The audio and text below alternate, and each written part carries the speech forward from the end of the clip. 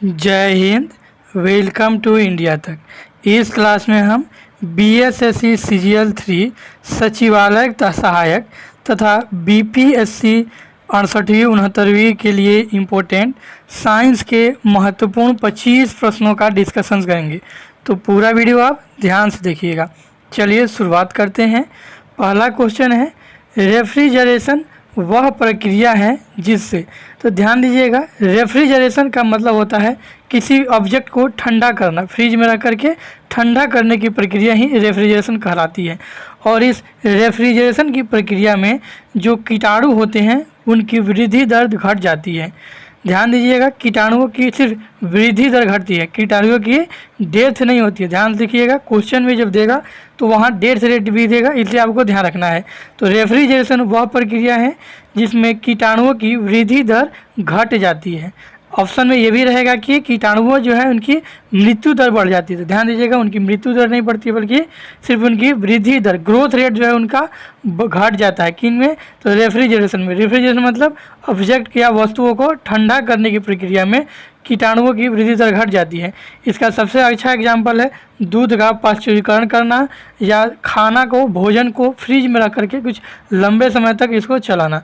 तो यह रेफ्रिजरेशन है जिसमें कीटाणुओं की वृद्धि दर घट जाती है। अगला क्वेश्चन है, गैस फ्लेम।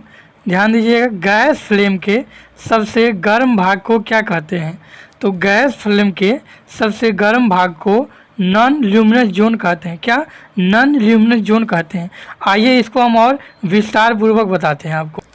ये अभी स्क्रीन पे आपको एक कैंडल जलता हुआ दिख रहा है जिसको हम गैस फ्लेम के रूप में भी बोल सकते हैं। तो ये एक गैस फ्लेम है जो कि स्क्रीन पे अभी आपको दिख रहा है। इसके 3 भाग होते हैं। कौन कौन से? ध्यान से देखिएगा, 3 भाग होते हैं किसी भी गैस फ्लेम के।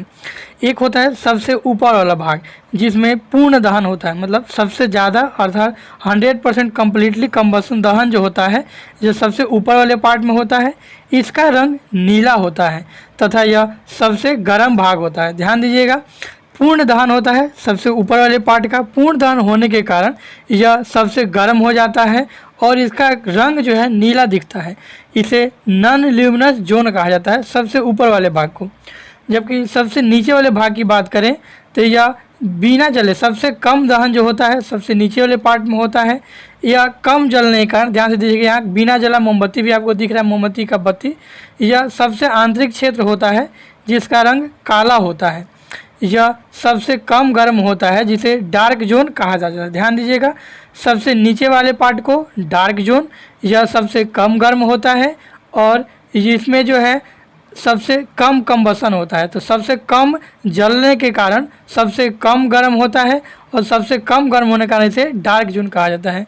बीच वाला पार्ट जो है यह दोनों के मिडिल में होता है, मतलब बीच में होता है, इसलिए न तो ज़्यादा गर्म होता है ना ही ज़्यादा कम होता है। इसमें आंशिक दहन होता है। इसका जो है लाल, इसका जो कलर रंग जो होता है, इसका रंग जो है पीला होता है। किसका? तो हम बीच वाले भाग की बात कर रहे हैं। बीच वाला जो भाग है इसमें आंशिक दहन होता है, ना तो सबसे कंप्लीट दहन होता है ना ही कम होता है, मतलब दोनों के बीच वाला पार्ट, इसका रंग पीला होता है।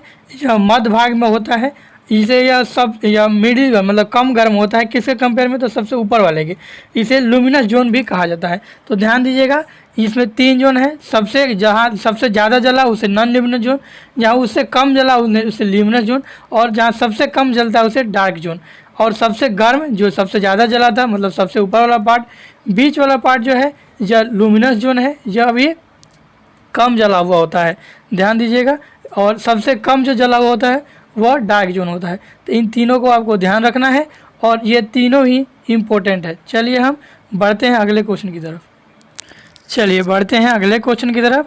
अभी हमने देखा कि गैस फ्लेम का जो सबसे गर्म भाग, मतलब सबसे ऊपर वाला जिसमें सबसे ज़्यादा दहन होता है, उसे नॉन ल्यूमिनस जोन बोला जाता है। उसको हमने डिटेल में समझा दिया है। अगला क्वेश्चन है, प्रिज्म में प्रकाश के विभिन्न रंगों का विभाजन किस कारण से होता है? तो प्रिज्म में प्रकाश के विभिन्न रंगों का जो विभाजन है यह प्रकाश के अपवर्तन के कारण होता है। किसके कारण? प्रकाश के अपवर्तन के कारण। आइए इसे हम आपको डिटेल में इमेज के साथ, अभी स्क्रीन पे आपको एक प्रिज्म दिख रहा होगा। ये जो प्रिज्म है, ध्यान से देखिएगा, इसमें यहाँ से एक श्वेत लाइट आ रहा है, मतलब वाइट लाइट आ रहा है, जो कि प्रिज्म से अपवर्तन के बाद, ध्यान से देखिएगा, इस प्रिज्म के द्वारा प्रकाश का अपवर्तन होने के कारण यह अपने 7 कॉन्स्टिट्यूएंट रंगों में डिवाइड हो गया है। यहाँ से आप ध्यान से देखिएगा, ये जो है अब नीचे से इसको काउंट किया जाता है, जिसमें VIGB विब्ज्योर से इसको सूचित किया जाता है, VIBGYOR। ध्यान से देखिएगा, विब्ज्योर बनता है और सेम इसी तरह प्रकाश का अपवर्तन होता है, जिसमें नीचे से विब्ज्योर बनता है, VIBGYOR। ये 7 रंगों का एक स्पेक्ट्रम प्राप्त होता है, जिसके प्रकाश का वर्णपट भी कहा जाता है। V से वायलेट, सबसे नीचे वायलेट होता है, जबकि सबसे ऊपर रेड होता है। और इस विब्ज्योर ट्रिक से आप इसे याद भी रख सकते हैं, VIBGYOR। 1 2 3 4 5 6 7। V for violet, I for indigo, B for blue, G for green, Y for yellow, O for orange और R फॉर रेड। इस तरह से 7 रंगों का यह वाइट रंग बना होता है, जो कि प्रकाश प्रिज्म से अपवर्तन के बाद 7 रंगों में टूट जाता है। चलिए बढ़ते हैं अगले क्वेश्चन की तरफ। अगला क्वेश्चन है, बर्फ पानी पर इसलिए तैरता है क्योंकि, ध्यान दीजिएगा, बर्फ जो है पानी पर इसलिए तैरता है क्योंकि जो बर्फ़ का घनत्व होता है वह पानी से बहुत ही कम होता है। तो ध्यान दीजिएगा, बर्फ़ का घनत्व पानी के घनत्व से कम होता है, जिसके कारण बर्फ़ जो है पानी पर तैरता है। कोई भी वस्तु है वर्ल्ड का, वह किसी वस्तु पर तभी तैरेगा जब उसका घनत्व जो है पानी से कम होगा, तभी वह पानी पे तैरेगा। ध्यान दीजिएगा। अब आता है एक और इम्पोर्टेंट फैक्ट कि जो पानी है इसका घनत्व कितने डिग्री पर सबसे ज़्यादा होता है। तो पानी का घनत्व 4 डिग्री सेल्सियस पे सबसे ज़्यादा होता है। ध्यान रखिएगा, पानी का जो घनत्व है 4 डिग्री सेल्सियस पे सबसे ज़्यादा होता है। पानी जो है 0 डिग्री पर ट्रिपल पॉइंट पे पाया जाता है। ट्रिपल पॉइंट का मतलब हुआ 0 डिग्री सेल्सियस पर पानी तीनों स्टेट, सॉलिड, लिक्विड और गैस, तीनों पे पाया जाता है। क्योंकि 0 डिग्री सेल्सियस पर जो पानी है वो बर्फ़ बन जाता है, साथ ही 0 डिग्री पर मेल्ट भी होता है, मतलब पिघलता भी है, और 0 डिग्री सेल्सियस पर ही उसका जो है क्या होता है, तो ध्यान दीजिएगा, गैसीय मतलब इसका वेपराइजेशन भी होता है। तो इसे ही वाटर का ट्रिपल पॉइंट भी कहा जाता है। अगला क्वेश्चन है, कटे हुए सेब का रंग कुछ देर बाद भूरा हो जाता है क्योंकि। तो ध्यान दीजिएगा, सेब में आयरन पाया जाता है। क्या आयरन मतलब लोहा पाया जाता है, और इसे काट कर कुछ देर छोड़ देने के बाद यह इसका रंग भूरा हो जाता है, क्योंकि उसमें जो आयरन मौजूद होता है वो ऑक्सीजन से रिएक्शन करके आयरन ऑक्साइड बना लेता है। अर्थात कटे हुए सेब का रंग कुछ देर बाद भूरा हो जाता है क्योंकि वह ऑक्सीजन उसमें उपस्थित आयरन जो है विक्रिया करके आयरन ऑक्साइड बना लेता है। अगला क्वेश्चन है, एनीमिया रोग होने पर शरीर में किस चीज़ की कमी हो जाती है। तो ध्यान रखिएगा, एनीमिया रोग में शरीर में हीमोग्लोबिन की कमी हो जाती है, मतलब कि ब्लड में हीमोग्लोबिन की कमी के कारण एनीमिया नामक रोग हो जाती है। अगला क्वेश्चन है, हमारे रुधिर में अर्थात हमारे ब्लड में ऑक्सीजन का परिवहन किस प्रोटीन द्वारा होता है। तो ध्यान दीजिएगा, हमारे शरीर में ऑक्सीजन का जो परिवहन है वह हीमोग्लोबिन के द्वारा होता है। अगला क्वेश्चन है, फोटोग्राफी में मुख्य रंग कौन कौन से होते हैं। तो फोटोग्राफी में मुख्य रंग लाल, नीला और हरा होता है। कौन कौन सा? लाल, नीला और हरा होता है। फोटोग्राफी में मुख्य रंग लाल, नीला और हरा होता है। अगला क्वेश्चन है, ढालू सड़क पर पत्थर लुढ़काना ऊपर उठाने की से अधिक आसान होता है, क्यों। तो ध्यान दीजिएगा, जैसे ये एक सड़क है जिसका ढलान है, तो यहाँ से अगर यहाँ से आप एक पत्थर को लुढ़काते हैं तो वो ज़्यादा इजी होगा इसके कंपेयर में इसको ऊपर ले जाना। ऐसा इसलिए क्योंकि पत्थर को लुढ़काने में जो काम होता है वो उठाने की अपेक्षा में कम होता है। ये थोड़ा एक बार और ध्यान से समझिएगा। एक यहाँ एक रोड है, कौन सा, ये कोई रोड है ढालू, यहाँ से जो है कोई ऑब्जेक्ट है, अब इसको इधर लुढ़का रहे हैं और ये काम है इसको ऊपर ले जाना। तो ध्यान दीजिएगा, नीचे ले जाने में आपको बहुत कम काम करना पड़ेगा, इसलिए इसको लुढ़काना आसान होता है, जबकि ऊपर ले जाने के लिए बहुत ज़्यादा वर्क करना पड़ेगा, इसलिए ऊपर ले जाना थोड़ा सा कठिन होता है। तो यही क्वेश्चन है, ध्यान से देखिएगा कि ढालू सड़क पर पत्थर लुढ़काना ऊपर की ओर उठाने की अपेक्षा आसान होता है, क्योंकि पत्थर को लुढ़काने में किया गया कार्य इसे उठाने की अपेक्षा कम होता है। तो ये इम्पोर्टेंट क्वेश्चन है, ध्यान में रखिएगा। अगला क्वेश्चन है, किसी मनुष्य के लिए, ध्यान दीजिएगा, किसी मनुष्य के लिए स्वच्छ हवा की कितनी मात्रा आवश्यक है? तो ध्यान दीजिएगा, मनुष्य के लिए एक प्रति 10 सेकेंड में, कितने प्रति 10 सेकेंड में 1000 घन फीट वायु की आवश्यकता होती है। तो ध्यान दीजिएगा, ये इंपॉर्टेंट फैक्ट है, याद रखना है कि किसी मनुष्य के लिए स्वच्छ हवा की कितनी मात्रा आवश्यक होती है। तो किसी स्वच्छ मनुष्य या स्वस्थ मनुष्य के लिए स्वच्छ हवा की 1000 घन मीटर वायु प्रति 10 सेकेंड में आवश्यक होती है। तो ये 10 क्वेश्चन हो गया। आइए 10 क्वेश्चन और देख लेते हैं। चलिए, साइंस से अगले क्वेश्चन जो है इम्पोर्टेंट है, ध्यान दीजिएगा।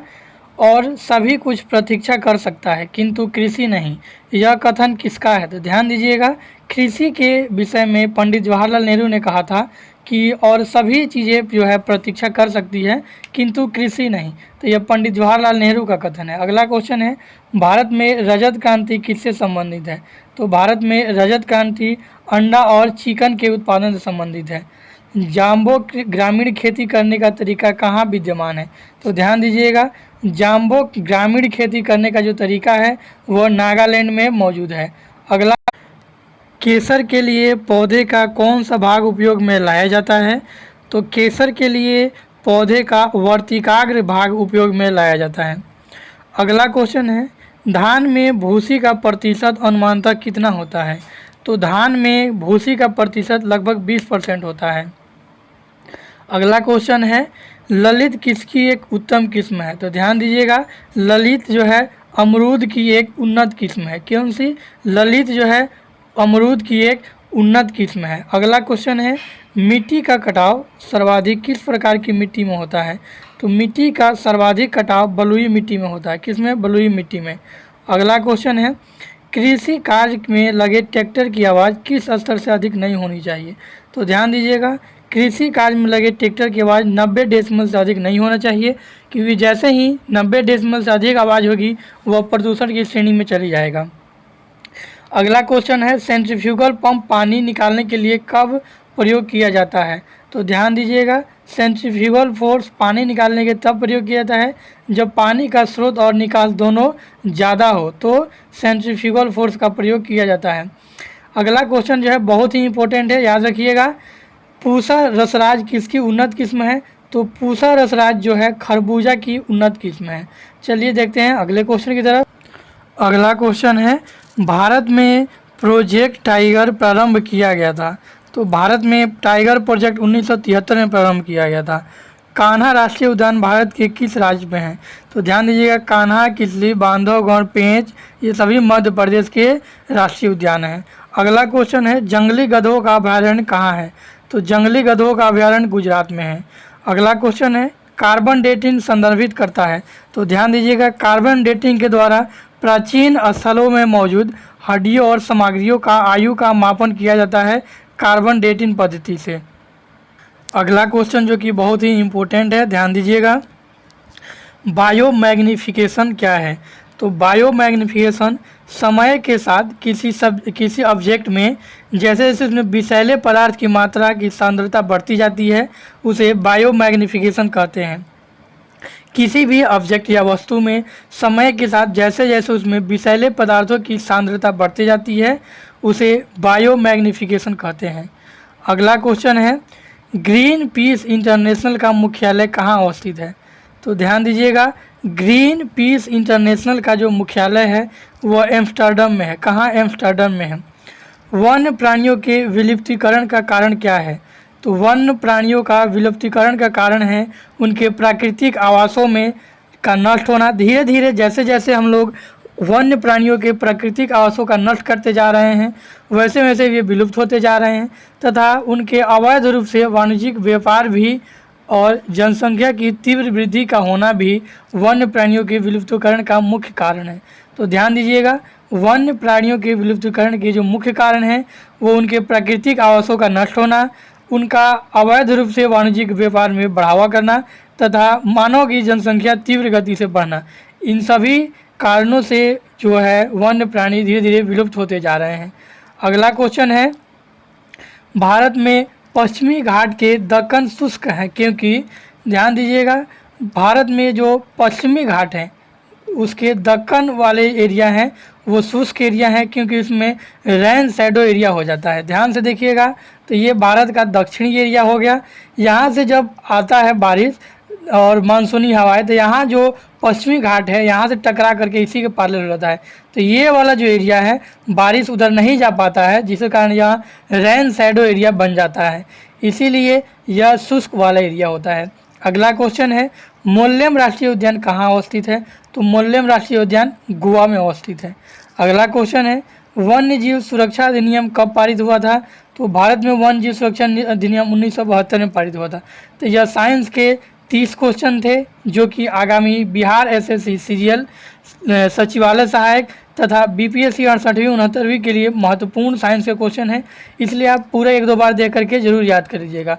थैंक्स फॉर वॉचिंग, मिलते हैं अगले क्लास में। जय हिंद।